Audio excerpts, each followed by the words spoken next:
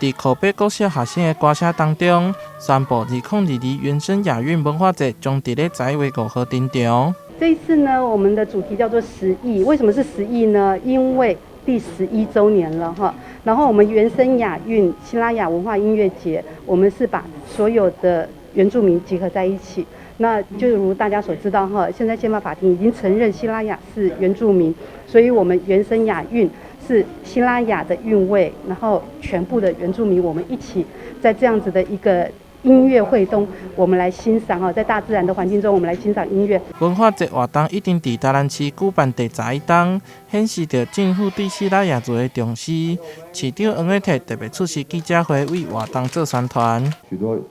优质的歌手都是原住民朋友，因此呢，我们很希望说，在11月5号举办的这原生雅乐的活动，能够吸引更多，不管你是不是原住民朋友，都可以来参加，来看一看、听听悠扬的乐声，看看我们原住民的朋友他的唱歌，